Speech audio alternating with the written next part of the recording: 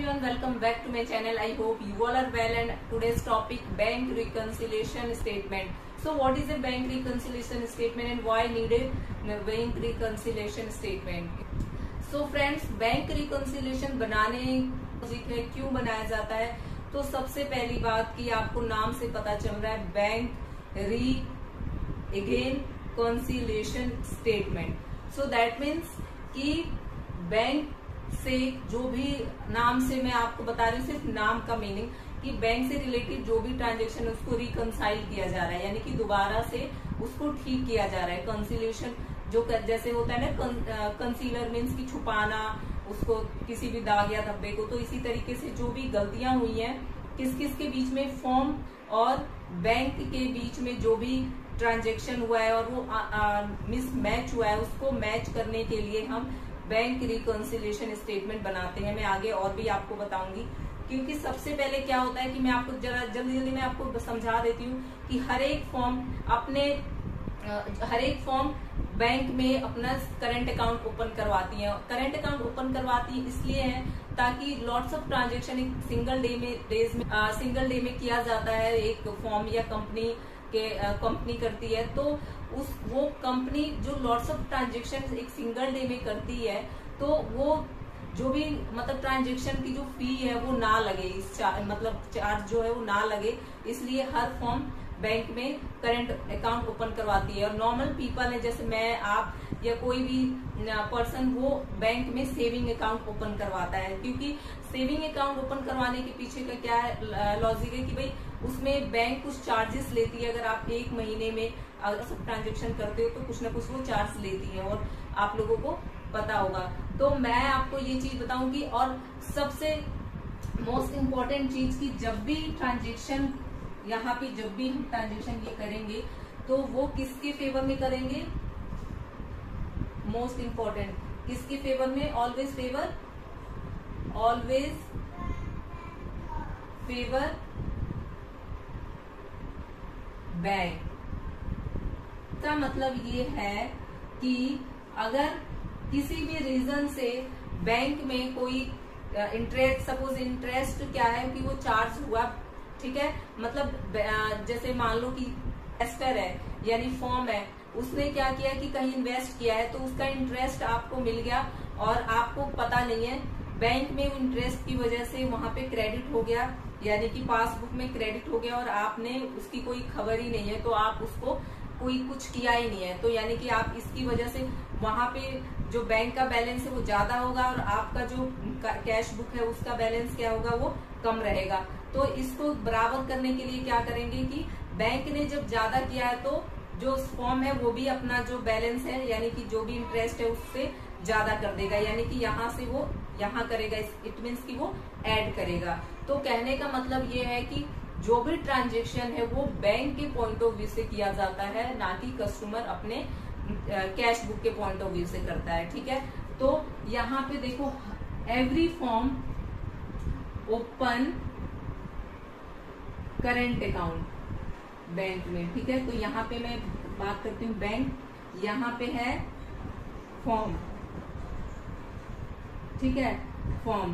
तो बैंक है, जो भी फॉर्म है वो बैंक में क्या ओपन करते हैं? Current account.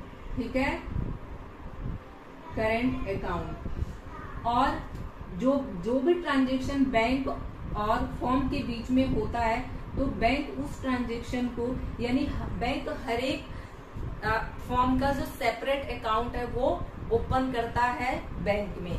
तो जो भी फॉर्म के साथ और बैंक के साथ जो भी ट्रांजेक्शन होते हैं वो बैंक अपने पास किस में रखता है?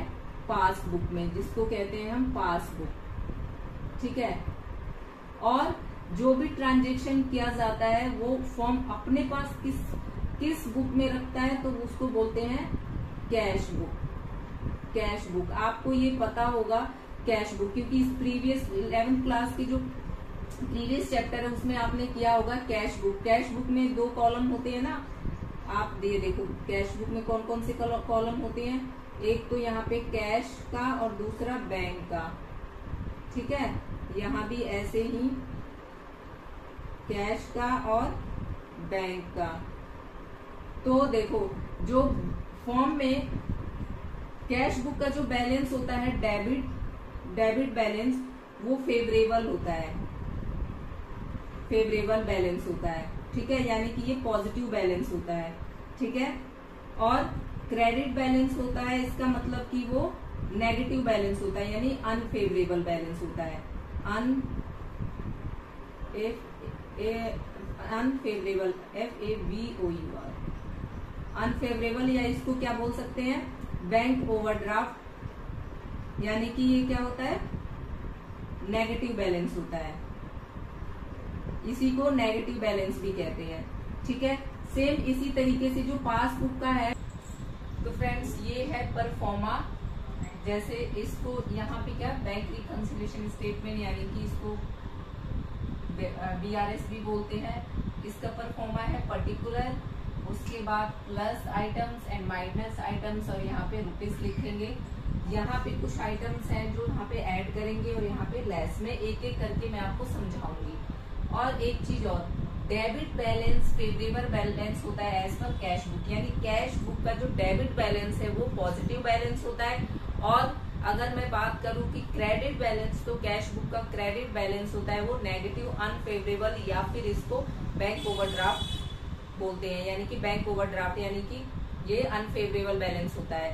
सेम जस्ट इसके अपोजिट होता है कि जो पासबुक का बैलेंस होता है वो डेबिट बैलेंस होता है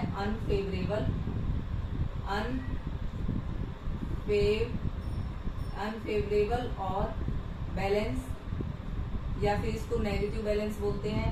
और क्रेडिट बैलेंस होता है वो फेवरेबल बैलेंस होता है, फेवरेबल बैलेंस होता है। आपने एक चीज और देखा होगा कि जब भी आपके अकाउंट में आप पैसे रुपए डिपॉजिट कराते हो, तो आपके पास मैसेज आता है क्रेडिट का। इट मीन्स कि जो पासबुक में बैंक अपने पासबुक में बैलेंस, जो भी अमाउंट होता है जो आप डिपॉजिट करते हैं, वो क्रेडिट में बैलेंस शो करता है वो, ठीक है। तो ये चीज ध्यान रखना कि जो कैश बुक है उसका बैलेंस डेबिट, इट मीन्स की पॉजिटिव बैलेंस, और पॉजिटिव बैलेंस अगर आपको रखना है तो बैंक में वो होगा क्रेडिट, ठीक है। यानी इससे आप छोटा सा मैं आपको रिमेम्बर के लिए बता रही हूँ कि जब भी आपके अकाउंट में रुपए डिपॉजिट होता है तो वहां पे यानी पासबुक में वो क्रेडिट होता है, याद रखना इस चीज को। तो ये कुछ आइटम्स हैं जिनकी वजह से मीन्स या तो ये आइटम्स ऐसे हैं जो कि टाइम गैप के अकॉर्डिंग वो अनबैलेंस हो गए हैं। कौन कौन से अनबैलेंस हो गए, यानी पासबुक और कैश बुक। और या फिर कोई कुछ अमाउंट ऐसे हैं जो भूल गए, यानी कि जो फॉर्म है वो भूल गया और भूल जाने की वजह से उसने अपने कैश बुक में एंट्री नहीं की बैंक के साइड में, ठीक है। तो ये कुछ आइटम्स हैं जो कि आपको मैं जल्दी समझाऊंगी। तो हमेशा जब भी यहाँ पे डेबिट बैलेंस या फिर favourable balance as per cash book, तो इसकी जस्ट अपोजिट जो बैलेंस हमें जो निकल के आता है वो होता है हमेशा credit balance favourable balance as per passbook, ठीक है। इस चीज को ध्यान में रखना है।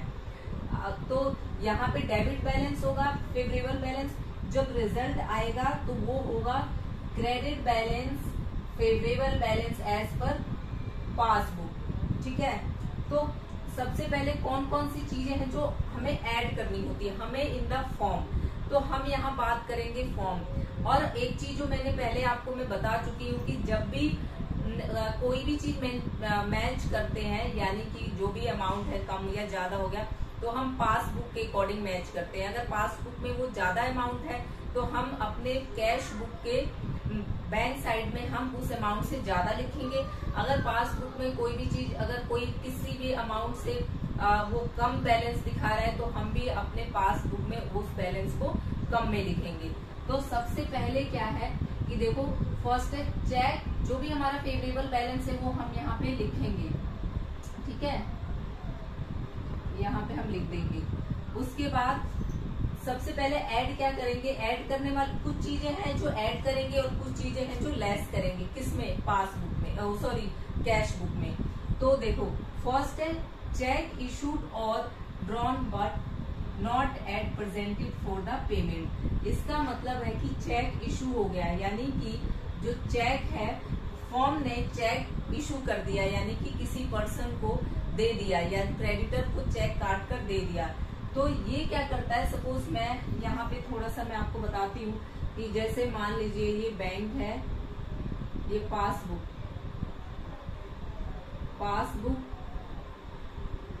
और ये है कैश बुक। आई होप कि ये दिखाई दे रहा होगा।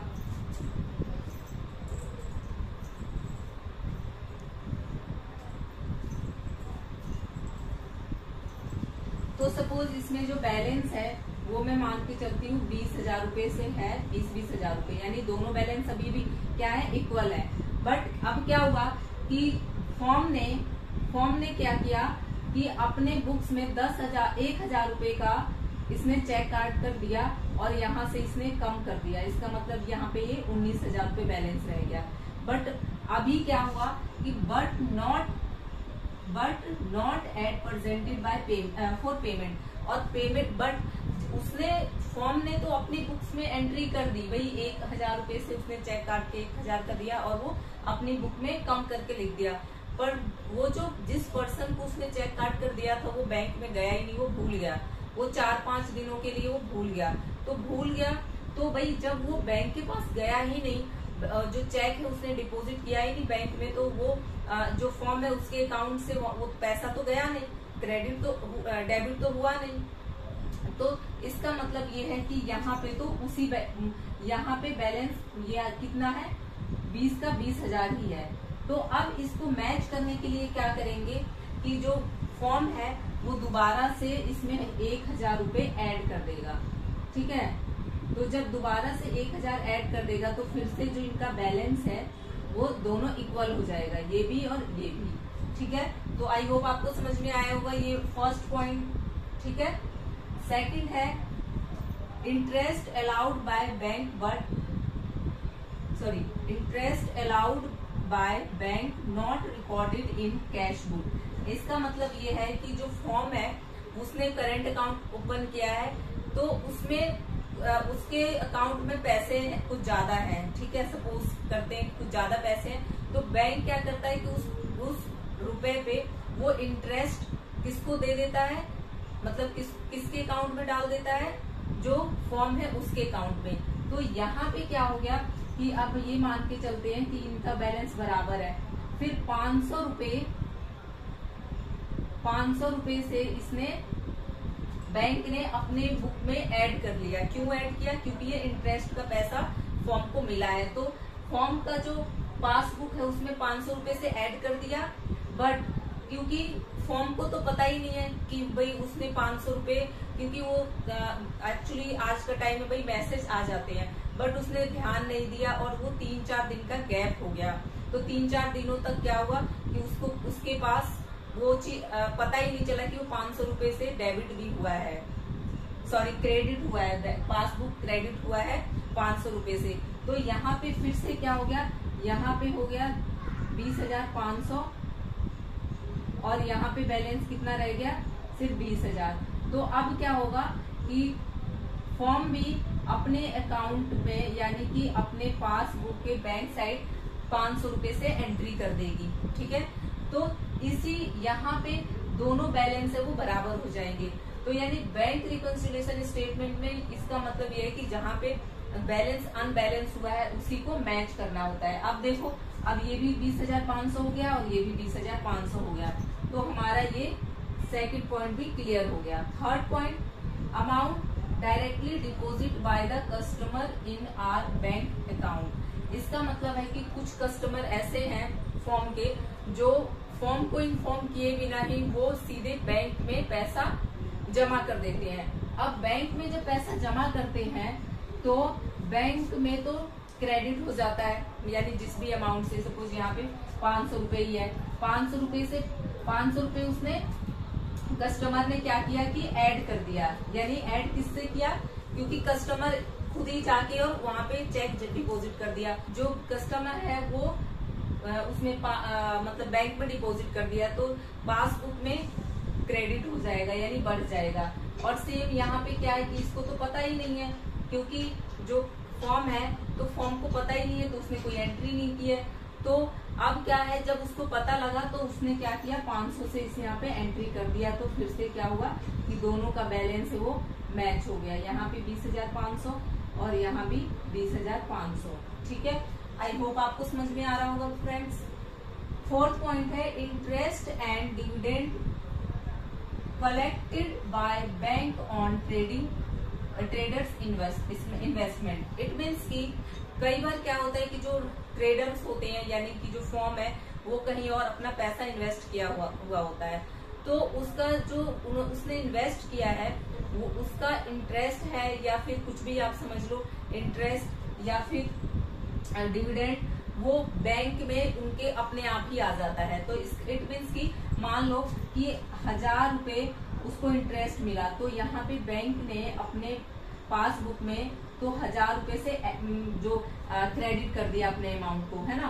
क्रेडिट मीन समझ रहे हो ना कि अगर आपका अकाउंट बढ़ रहा है बैंक में तो बैंक अपने साइड में क्या एंट्री करता है, क्रेडिट। इट मीन्स कि पॉजिटिव बैलेंस, यानी कि 1,000 रुपए से बढ़ा दिया। यहाँ हो गया 3,000 रुपए पर क्या, सॉरी 3,000 नहीं 21,000। ठीक है, दूसरे में क्या है कि यहाँ पे तो बैलेंस 20,000 का 20,000 ही है, क्योंकि फॉर्म को पता ही नहीं है कि भाई मेरे जो मैंने इन्वेस्ट किया था उसका पैसा वो उसमें हमारे अकाउंट में आ गया है, उसको पता ही नहीं है। तो अब जब उसको पता लगा तो उसने क्या किया, यहाँ पे बढ़ा हुआ है, अब उसने भी अपने पासबुक की बैंक साइड में 1,000 रुपए से उसने एंट्री कर दी। तो अब क्या हुआ, दोनों का जो अकाउंट है वो मैच कर गया। ठीक है, आपको ये पॉइंट भी क्लियर हो गया होगा आई होप। उसके बाद फिर हम फिफ्थ को देखते हैं। फिफ्थ क्या है, cheque paid into bank but omitted to be entered in the cash book. मैंने वो ऑन करना ही भूल गई थी और मैं बता भी दी, तो दोबारा से बना रही हूँ। तो इसका मतलब है कि चेक जो है वो फॉर्म का की जो बैंक है उसमें चेक आ गया है। इसका मतलब कि यहाँ पे मान के चलो कि 10,000 रुपए से जो पासबुक में क्रेडिट हो गया, यानी कि 10,000 से बढ़ गया, यानी यहाँ पे 30,000 हो गया सपोज। ठीक है, अब क्या है कि कैश बुक में तो सेम अमाउंट है, यानी 20,000 का 20,000 है। यहाँ तो उसने बढ़ा दिया, मतलब चेक जमा करा दिया। जब चेक जमा कराया तो इसके जो मीन्स अकाउंट है, यानी फॉर्म का जो अकाउंट है बैंक में, तो बैंक वालों ने तो क्रेडिट कर दिया, पर जो फॉर्म है उसने अपने कैश बुक में बैंक की साइड में एंट्री नहीं की। तो इसका मतलब है कि 20,000 का यहाँ पे बैलेंस 20,000 है, अब यहाँ पे 30,000 है, यहाँ 20,000 है। तो अब क्या होगा, जब इसको पता लगा तो इसने क्या करा, 10,000 से और अब इसने एंट्री कर दी। तो इसका मतलब यहाँ भी 30,000, यानी दोनों साइड अब बराबर हो गए। ठीक है, उसके बाद 6 any wrong credit given by in the passbook, यानी कि कोई भी अगर रॉन्ग क्रेडिट हो जाता है, जैसे मान लो ये 10,000 से गलती से बैंक ने क्रेडिट कर दिया, तो पासबुक में भी गलती से, मतलब गलती से नहीं, तो पासबुक में भी 10,000 से क्या कर दिया जाएगा, बढ़ा दिया जाएगा, यानी डेबिट कर दिया जाएगा। तो इसका मतलब ये है, आपको इतना समझ में आ गया होगा कि जब भी हम यहाँ पे रेक्टिफाई करते हैं, यानी कि सुधारते हैं, मतलब बैलेंस को मैच करने के लिए जो गलतियां हुई हैं उसको मैच करते हैं, वो हमेशा पासबुक के अकॉर्डिंग करते हैं। बिल्कुल ये बात ध्यान में रखना, क्योंकि कंफ्यूजन कई बार हो जाती है। तो हमें पासबुक के अकॉर्डिंग चलना है। ठीक है, उसके बाद कुछ आइटम्स ऐसे होते हैं जो उनको की लेस किया जाता है। कहाँ पे, जब हम बैंक रिकंसिलिएशन स्टेटमेंट बनाते हैं वहां पे। तो देखो सबसे पहले क्या है, सबसे first cheque paid into bank for collection but not at be credited by bank. इसका मतलब है कि चेक तो जब बैंक में डिपॉजिट कर दिया गया है कलेक्शन के लिए, पर बैंक ने क्रेडिट नहीं किया। अब देखो यहाँ पे क्या है कि बैंक ने पे कर दिया, ठीक है, चेक जो जिस पर्सन ने, मतलब फॉर्म ने चेक तो पे कर दिया, तो उसने चेक तो उसमें बैंक में डाल दिया, पर चेक तो चेक डाल दिया। अब मान लो कि 20,000 का ही है बैलेंस, ठीक है, चेक डाल दिया 5,000 का, ठीक, 5,000 का चेक डाल दिया। तो अब क्या हुआ कि 5,000 से इसने अपनी पासबुक में कैश बुक में यानी कि फॉर्म ने अपनी कैश बुक में 5,000 से बढ़ा दिया, यानी यहाँ हो गया बैलेंस 25,000 और यहाँ तो 20,000 ही है। तो इसका मतलब, और जो बैंक है, बैंक ने क्या करा कि but not at be credited by bank, bank ने तो अभी क्रेडिट किया ही नहीं है, यानी कि बैंक ने बढ़ाया ही नहीं है। तो इसका मतलब ये है कि बैंक ने तो बढ़ाया नहीं है, सेम रखा है। तो अब क्या होगा कि दोबारा से जो फॉर्म है वो अपने कैश बुक में बैंक के कॉलम में 5,000 से लेस कर देगा, यानी कि यहाँ पे माइनस कर देगा। तो फिर से वही 20,000 की एंट्री हो जाएगी। अब दोनों इक्वल हो गए ना, ये भी पासबुक में भी और कैश बुक में भी, ठीक है। तो ये आपको समझ में आ गया होगा first. Second, cheque paid into bank for collection but dishonoured by bank. आपको ये लाइन क्लियर समझ में आ रही होगी कि चेक तो डिपॉजिट कर दिया गया बैंक में, ठीक है। बैंक में जब डिपॉजिट किया गया तो इसने क्या करा, सेम वही चीज इसने क्या किया कि 5,000 से, मान लो इस चेक 5,000 का चेक था, तो फॉर्म ने तो अपने में डेबिट कर लिया, ठीक है। डेबिट कर दिया तो इसका मतलब कि 5,000 से बढ़ गया, यानी 5,000 से बढ़ गया 25,000 हो गया।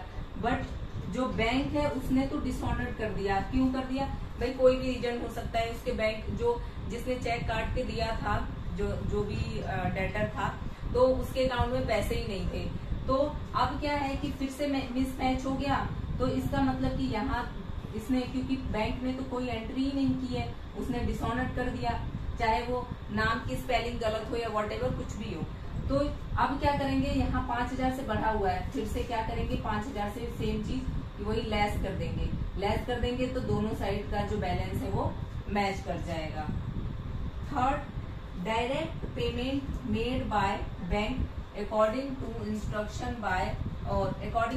Instruction of customers. इसका मतलब है कि कई बार क्या होता है कि जो फॉर्म है वो चाहे LIC हो, मेडिक्लेम है या फिर कोई भी EMI है, वो बैंक में इंस्ट्रक्शन दे देता है कि भाई मेरा जो EMI है हर मंथली वो यहीं से डिडक्ट हो जाया करेगा। तो अब देखो जब वहां से डिडक्ट हुआ है बैंक से, तो मान लो कि EMI किसी चीज, गाड़ी की EMI फॉर्म की जो गाड़ी है, यानी फॉर्म की गाड़ी इन द सेंस की फॉर्म के लिए यूज होगी, वो 1,000 रुपए से वो EMI कटती है। तो यहाँ पे बैंक ने अपने पासबुक में डेबिट कर दिया, ठीक है, डेबिट कर दिया, बैलेंस हो गया 19,000 रुपए।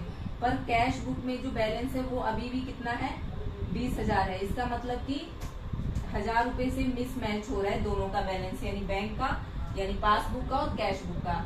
अब क्या हुआ, क्योंकि जब इसने किया होगा EMI कटी होगी, तो जो फॉर्म है उसको पता ही नहीं है कि EMI भी मेरी कटी है। तो अब क्या करेगा फॉर्म कि वो भी 1,000 रुपए से कम कर लेगा, अपनी कैश बुक के जो बैंक कॉलम है वो 1,000 रुपए से कम कर लेगा। तो अब यहाँ भी कितना बैलेंस हो गया, 19,000 रुपए, ठीक है। उसके बाद fourth, bank charge and commission charge by bank. अब देखो बैंक चार्ज, जैसे बैंक बहुत सारी फैसिलिटी बैंक बहुत सारी फैसिलिटी प्रोवाइड करती है। जैसे कि मान के चलो मैसेज आपके पास आता है, ठीक है, तो या फिर बैंक कुछ मिनिमम चार्जेस काटती है। तो जब बैंक मिनिमम चार्जेस काटेगी, जैसे यहाँ पे 500 रुपए उसने काट लिया, 2,000 मान के चलो 2,000 रुपए काट लिया, तो यहाँ से तो इसने क्रेडिट कर लिया, डेबिट कर दिया, पासबुक में कम से कम कर दिया, कितना 18,000 हो गया। पर यहाँ पे तो पता ही नहीं है, जो फॉर्म है उसको पता ही नहीं है कि बैंक ने कोई चार्जेस भी काटा है। तो अब क्या करेंगे कि यहाँ भी 2,000 से कम कर देंगे।